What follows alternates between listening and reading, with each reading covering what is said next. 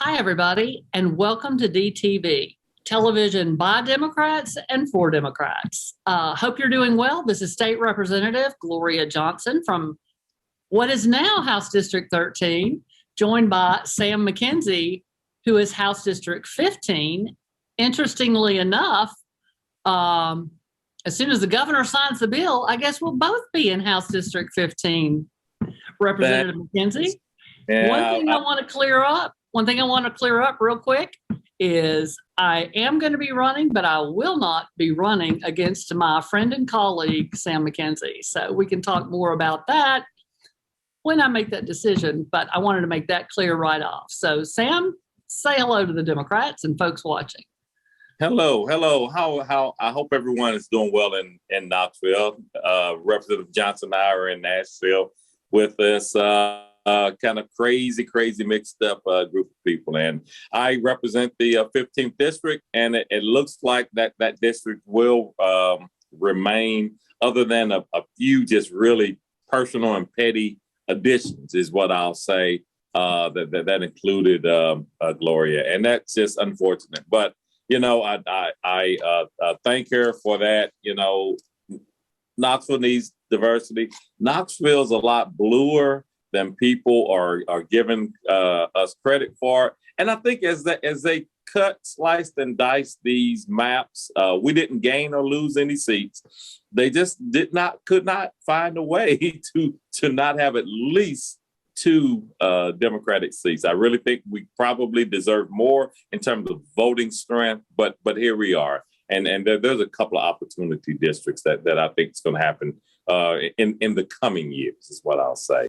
Yes, absolutely. And one thing that I wanted to bring to light, because I think it's so important, it's such a good example of how that redistricting process is unconstitutional, the maps that all of the Democrats voted no on, because we felt they were unconstitutional due to the splits of the cities, the deviation in numbers from where we're supposed to be. The Democratic maps met the constitutional requirements far better than the Republican maps. But even, of course, with all of our no votes, they were able to pass those maps. And specifically, especially for the Senate map in Knoxville is a big problem for me, the way it goes in and cracks East Knoxville and divides it between three senators. And so we have three senators that represent Knox County. In 2020, Knox County voted 57% Republican and 42% Democratic. So typically in the last 2 to 6 years, we have at least 40% of the Knox County vote in most elections, or very close to 40%, all the way up to 42%, voting for Democrats. And there will be 0% of our senators in Nashville representing that 42% of Knoxville voices. And I think that's a travesty. It dilutes our Black and brown voices. It dilutes the Democratic voice.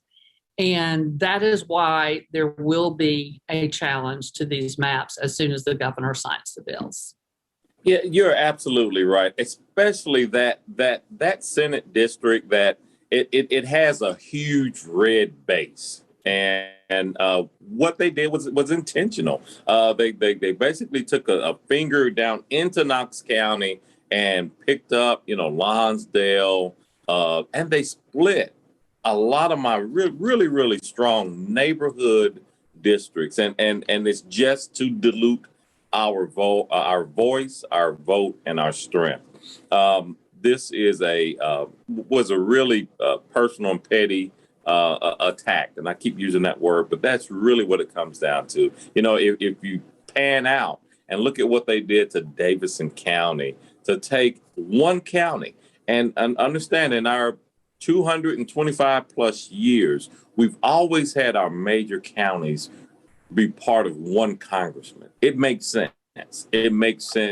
And what they did this time was to make Davidson County part of three separate congressmen's or Congress representative districts. So you in Knox County, you you cracked or split up the black vote in Davidson County. You've done that, and you've split up the Democratic strength. But I do think in the fullness of time, they're going to regret this decision, and we're going to end up with more Democrats than I think we have today. Again, in the fullness of time, Nashville's growing as we grow downtown and grow out from downtown.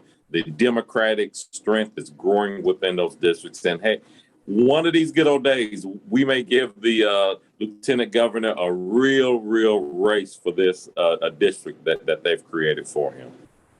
Yeah, absolutely. I heard at the forum that we did last Saturday from a couple of our senators that said, oh, it's better for East Knoxville because they have 3 senators fighting for them. But those 3 senators have not voted for voting rights. Those 3 senators have not voted for raising the wage and a lot of things that community would like to see. They specified, oh, we all want to fight for Knoxville College. Well, you can fight for Knoxville College as a senator representing the rest of Knox County. You don't have to be in that part of the community to support that. When we're talking about a voice for those 40% or 42% in Knoxville, we're talking about, someone that advocates for the issues they care about. And we're not going to have that. And we were close in one of those Senate districts to having that. That's right. And that's part of what they did. And that's why we tell people that if you vote yes on these maps, a yes vote on these maps is voting to have a supermajority GOP stranglehold for the next 10 years. Because they also went into counties like Rutherford, where we were on the cusp of getting new seats, split the city. So that's not going to be possible. And it's very clear how they drew the lines, why they drew the lines. And I hope that a court challenge will reveal some of that, because we've seen court challenges in Alabama just this week be successful. Right. And we need to make sure that everyone's voice is heard. And that's what this is about. And we keep those communities whole. When you look at a Senate seat, the population of the city of Knoxville is almost exact number of what a Senate seat would be. And that was another point is, the city of Knoxville is a light community that would be a great Senate seat. And one of the current senators said, well, last time when the Democrats drew the maps, they didn't draw it that way. Well, 20 years ago, we didn't have the population in the city of Knoxville that we did with all the development downtown and all of that. So that's not a valid argument either. I haven't heard a lot of arguments that could hold water. What about you, Sam? No, you're absolutely right. And to your earlier point, as you were talking about what the senators are now in 2022 talking about saving Knoxville College, which I hope they will put money where their collective mouths are. Knoxville College lost its accreditation in the late 90s, and these senators have represented in one shape, form, or fashion that piece of land and that college, and done precious little over this time. So I hope they're sincere. I tend to believe that they're probably not, as just a talking point to try to crack the African American neighborhoods, but we have to hold them accountable to that. This whole redistricting process, they keep saying that it was the most transparent ever. Don't believe that. The bipartisan committees were told what to do. This wasn't a collaborative process. There was no input that committee gave that was accepted. They basically created the maps, laid them out. Folks voted against it in the minority, and votes, the committee was stacked toward Republicans, and they all voted for it. So, I tried to introduce a small amendment that basically gave and I don't know the number, hundreds of houses. So they basically went into Representative Johnson's precinct and went right past her house and just carved that out and put it into my district in the 15. So I had an amendment just to give that back. They talked about it. I had lower numbers and I needed to add. We had already done that. So that little few hundred houses wouldn't have made a bit of difference. But they, again, chose to just be very aggressive in their attempts to put us together. And what I think they're going to do is create another Republican seat, but that's not going to happen. We're going to run hard, and we are going to keep Knoxville's representation strong here in Nashville. Absolutely. And another point, another argument of theirs, I know when Representative Lamar spoke on the floor the other day, she said the reason they put her and Tory into the same district, and they put him into her district, was because she had seniority. And, interestingly enough, I have seniority. They didn't put Sam into my district. They put me into Sam's district. So they make it up as they go along. They knew what they were doing. It was petty retaliation and pure politics, and that's what it was. But we'll move on from that because that vote's cast, and we'll see what happens now. And I hope everybody stays tuned. If there's a lawsuit, donate to the folks who are putting that together, and make sure that we can fight as hard as we can fight on those maps. In the meantime, important things we have to talk about. One of the big things that we're hearing about, the governor started talking about it before session, 2 months before session. And he said he was going to, get all this public comment because he wants to change education funding. 2 months was not time to set up real public comments. That's something you do a year to a year and a half out. They know what their plan is. They said they presented it in the paper the other day. That was an idea of a plan with absolutely no specifics. And we don't know about how much money is going where, all of those things. We know that we need an influx of at least $1 billion into public education to bring us anywhere close to our surrounding states. We also know that it needs to not go to charter schools and vouchers. And the way that they're trying to direct the money is, in essence, going to do that. So pay attention to what Rep. McKenzie, who's on Education Committee, what myself and other Democrats are talking about in this process, because you're going to get a lot of smoke and mirrors. One of the biggest smoke and mirrors thing I just saw this week, and I was just blown away.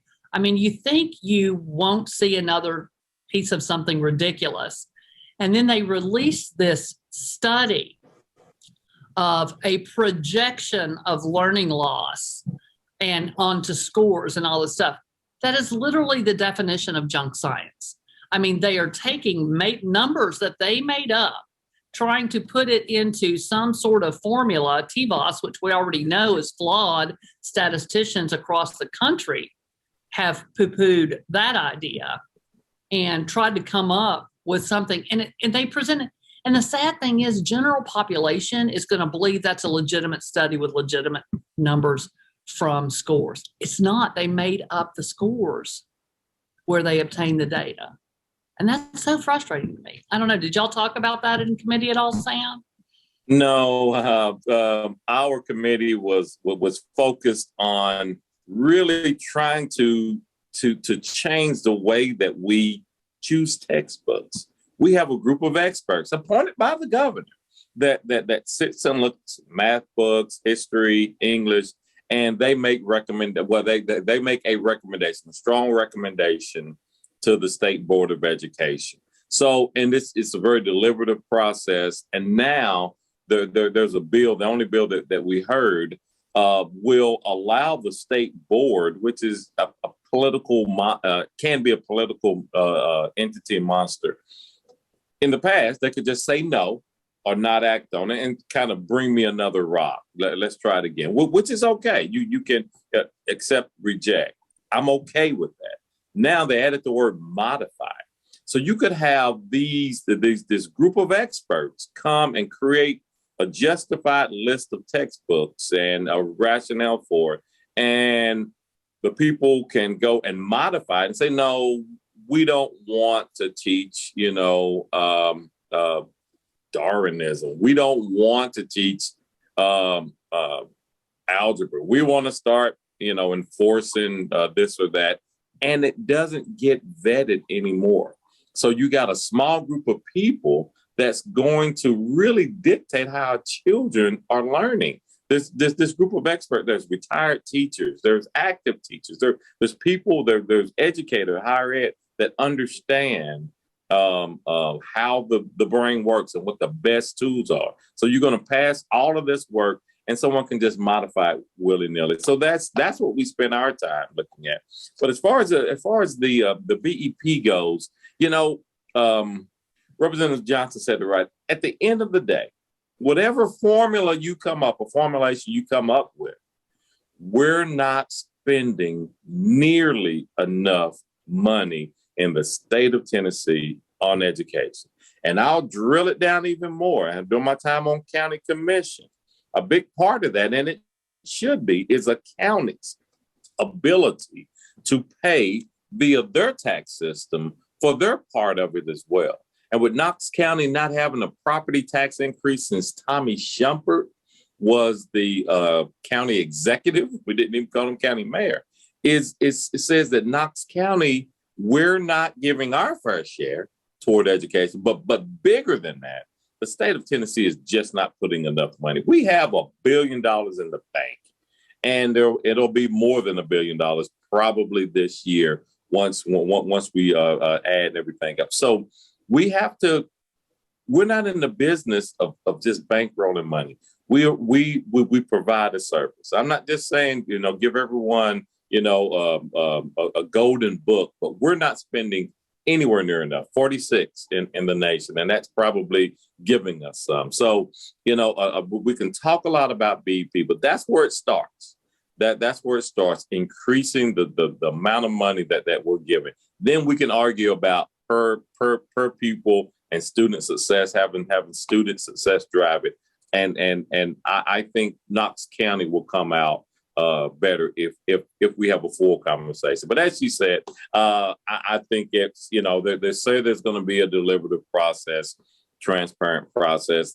They're going to tell us what BEP is going to give us, and we're going to end up voting on that, unfortunately. And I hear there will be an influx of money that's going to sound big. And that's what these numbers sound big, you guys, but we're talking about a million kids and a whole lot of schools. And what they're trying to really reach out and convince the rural folks that this is going to be a good deal for them. And I think that what it looks like is in the first 2 or 3 years, it might look pretty good for those rural counties. But let me tell you something, when all that money starts going to charter schools and vouchers, the very folks who are going to be devastated and left behind are the rural counties. And so it's really critical that we watch that. And as he talked about the textbooks, I think it's important to realize that these are appointments to these textbook committees. And we have one particular, just most recent appointment that's an extremist who actually, the organization that she belongs with and heads up, I think was on the Southern Poverty Law Center list of bad actors as far as hate groups, actually. So I don't know that they still are, but for a time they were. And so these are the folks that we have out there trying to decide what our kids read. And I think that's just really, and what they study, I think it's very disturbing. So we need to hear from Representative McKenzie quite often on what's happening there.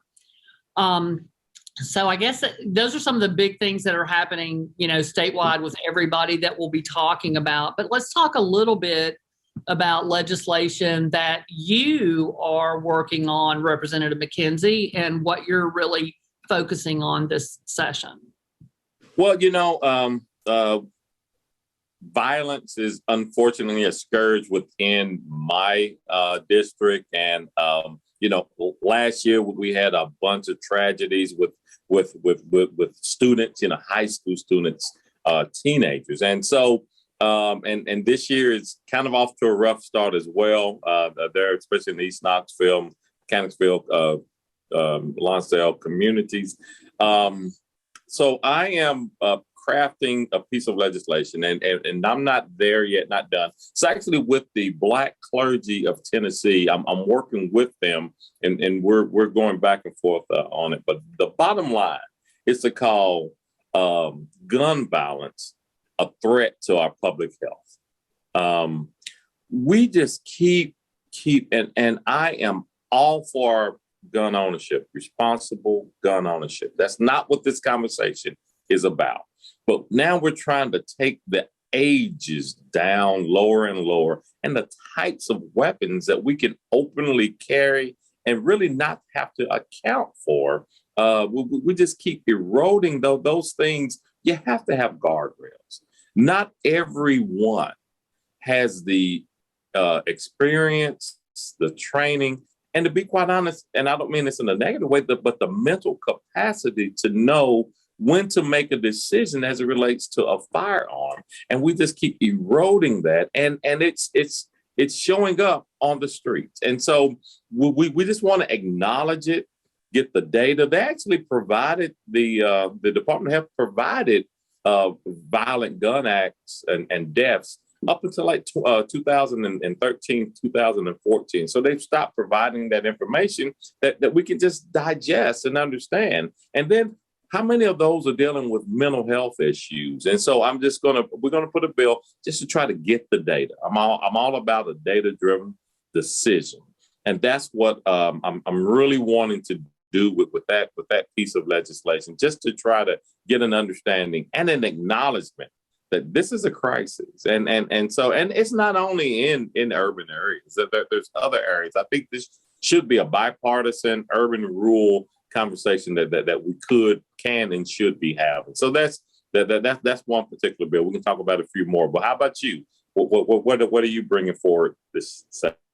Well, let's see. One of my bigger things is been looking into over the last years, ever since the comptroller's audit of DCS, really they had so many findings of things that were going bad at DCS. And then I've had so many people who are employees reach out to me, families who are part of the system, either foster parents or trying to get custody of children, that sort of thing. And we've seen all kinds of problems. But the biggest problem that we see is those DCS workers are just overworked. They're supposed to have 20 on a caseload, or at least an average of 20, and they're anywhere from 50 to 60. We had some folks in Davidson County that even had 90 on their caseload. When that's happening, we're seeing deaths across the state of kids in custody. And it's frightening to me. And we are not investing in the number of people that we need to make sure that these things aren't happening with our most vulnerable kids. And we've got to have a situation where we have enough caseworkers that they can do the home visits and do the paperwork and keep those kids safe. Because we all know when those kids age out of custody, we want them to be productive citizens that are contributing to Tennessee's economy. We don't want them in the, school to prison pipeline or one of those things. And so if we want to make sure that these kids who are our most vulnerable get the services they need, so that we're smart going forward. So that's one of our bills. The social work standard is pretty much a cap of 12 cases. And so we have capped ours at 12, which is the social work standard. Indiana passed 12. Indiana's a conservative state. There's several, Illinois, Maryland, some other states have legislation currently for 12, just because that is kind of the social work standard. So that's one bill. I still have my paid family leave, that anybody who works in the state of Tennessee can get 12 weeks of paid family leave if they have worked there for a year. They always fight it, but it doesn't cost the state a penny, and it doesn't cost the business a penny. So I'm not sure what they don't like about it, because it doesn't cost. So that's kind of interesting. And one of both Representative McKenzie and mine interest is criminal justice reform. And so I sent a legal today. I'm pretty sure I'm going to be carrying a bill that asks for a moratorium on private prisons, because I don't think that a private business should be making money off of folks who are incarcerated. And we see far more problems in our private prisons than our state-run prisons. And, I'd like to end private prisons, but a moratorium is a start. Absolutely, absolutely. I am all for that, and we'll be signing on to that piece of legislation. You know, as it relates to criminal justice reform, you know, we got great news earlier. The governor finally pardoned Zenobia Dobson so that she can get on with her life. But he also had a provision that going forward, there was a way to appeal people in a certain crime, I guess, classification. They got factors of 3 added on to their prison sentence by where their drug transaction occurred, and it may have been in a auto parts store, but if it was within X number of miles of a school or a park, they just got these sentences tripled. And everyone has said, and even judges have said, if I could have told the jury that, you know, they're going to get a factor of 3 or 5 years equals 15, these people would have been found innocent, because these are small amounts and really nonviolent, and these are first-time offenders. So now there's a way that we can get those. It was deemed crazy, bottom line, by both parties. And so what I'm going to introduce is try to make that retroactive. Some people that have already been in jail for what should have been a 3-year sentence, and they're in year 9 and 10, they can come on and become active parts of our community. One other thing that's criminal justice related, we have these sports betting. You like them or not, they're here. I don't like them, but because I think it's another tax on the poor. But that money, the tax on the sports betting comes into the state, and 80% of it goes to the state lottery. And the state lottery is already fully funded. They're about to get endowed. So they don't know what to do with this money. They just put it over in the bank account. So y'all didn't tell us what to do with it. So I have a really small bill that peels off 2% of that so that we can do some of these things that Representative Johnson was talking about. Early intervention with our at-risk youth. We know who they are. We can map this thing and determine. So try to help out with that. So I know we're coming to an end of today's great show, I think. I always learn a lot when I talk to Representative Johnson. She's a wealth of information and been a real asset to Knox County in general and to me personally. So I'll give you the last word on this session. All right. Well, absolutely. I'm excited about that. And when criminal justice reform, I always want to talk about too, if we legalize medical cannabis, if we either decriminalize or legalize marijuana, which the vast majority of Tennesseans on both sides of the aisle want, it would change so much, so many things in prison population and all of that. And I appreciate you working on those things. And that's why I'm not going to run against you. Absolutely. But, and I believe that we deserve that diverse representation in Knoxville. But thank you, everyone, for joining us on DTV. We will try to keep you updated as much as possible. The one thing we want to be with you all is transparent, let you know what's happening so that you guys can advocate with us. Yes. And hold your representatives' feet to the fire in the Tennessee legislature. Please do. Thank you.